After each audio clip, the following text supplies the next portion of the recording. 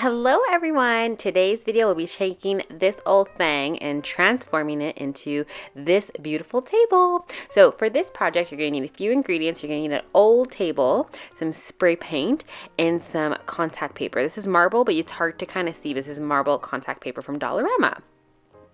So this is the table I'm working with. It's super old. You can see it's all scratched up everywhere. Like, it is not pretty to look at all. So I'm so excited to change this up. Instead of throwing it away, I'm recycling this. And the one thing about this table that's really nice is because it's kind of old, the glass top comes off really easily. And if your table doesn't do that, that's totally fine. But for me, this actually makes it a lot easier to work with. So as you can see, I've picked like the worst day to be possibly doing this. It's probably going to rain in a few minutes, so I'm going to try to do this as quickly as possible. So you can see I have this here. If you have seen my other table videos, you might remember that I did not put cardboard under, so I made sure to do that this time here. And having the glass top off makes this super easy. So all you're going to do is just take your little spray paint here, and we're just going to spray paint this. And again, I'm doing this as quickly as possible because it's about to rain or thunder or lightning or everything. So yeah, step one will be to spray paint the table. So you can obviously paint this if you want. For me, since I did pick a really windy day and a kind of rainy day to do this on, you can see when I'm spraying it, the wind is taking that spray really far. So this wasn't an ideal spray painting day, but honestly, it all worked out in the end, so it's okay. But ideally, if you're doing this, if you have no wind or nothing, I would recommend trying to spray it from a little bit of a distance to make sure that it's even. Because if you spray it way too close, like I'm really close there, and again, it all worked out for me, but if you spray it like that, it can end up having drips of droplets of the spray, and so then that gets kind of hard and can get stuck on there. So ideally, this is the best way to be doing it, is from far away.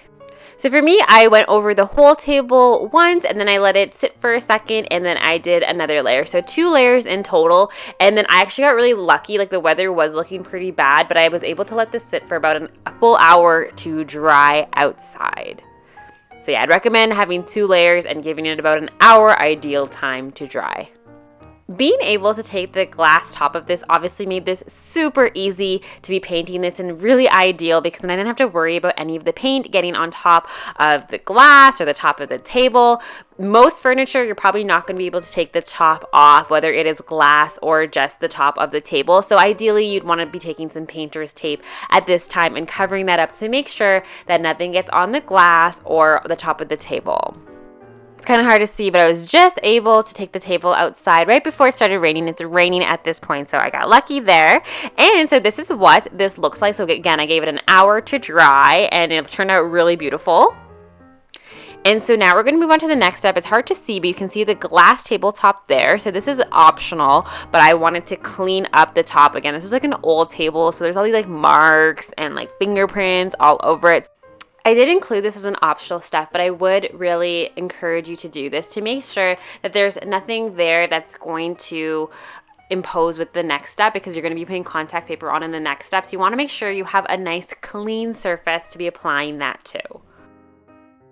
So after it's nice and clean, you just want to add your contact paper on top. So this can be a little bit tricky to use. So I got this contact paper from Dollarama, and one roll of it covered the glass entirely. So you can see I'm just trying to measure out what I need, but you can see there's still a little bit on the side there missing. So what I did is cut smaller portions, and I'm just doing that side first. So there's 2 ways to add contact paper. You can see I just took it off. I struggled. Like, I didn't put it on camera here, but I struggled. It kept sticking together, but I was finally able to lay it flat, and that's one way you can do it. And when you can get it laid flat, it's pretty easy, but making sure it doesn't stick together is kind of hard. And then there's a second way you can do it, which I would recommend this. This is a lot easier, especially with a bigger piece of paper as well, like something long like this. If it ends up sticking together, that would be such a nightmare. So what this is just pulling apart the back of the contact paper and adding the contact paper a little bit at a time to whatever surface you are adding it to, without having the whole sticky part revealed, if that makes sense. So you can see I'm slowly trying to pull it off, and even this is a task in itself to get the contact paper away from the regular paper. It's already sticking to the glass. And then, yeah, aligning it up a little bit by little bit and pulling the back slowly. And this also helps to get rid of the air bubbles because you can get them taken out a little bit at a time instead of trying to push them all out at once. You can see I'm rolling it back, rolling, smoothing it out, rolling. So I found that to work really, really well.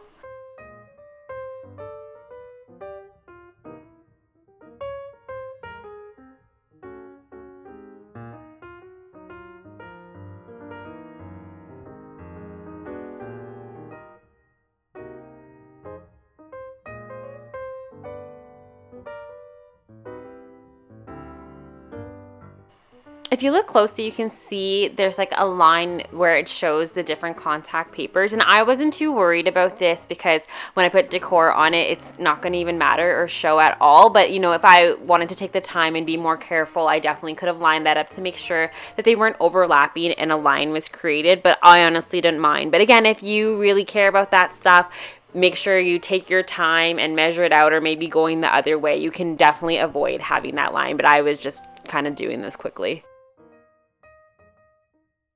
So after all that was done, I just put the glass top right back onto the table, and it's looking really good. And this is an optional step. I used some washi tape to cover the lines on the table. I didn't like that the top and the bottom were separated, so you can see that there's a line there. So I put the washi tape on to make sure it's completely concealed, and it just had a nicer finish.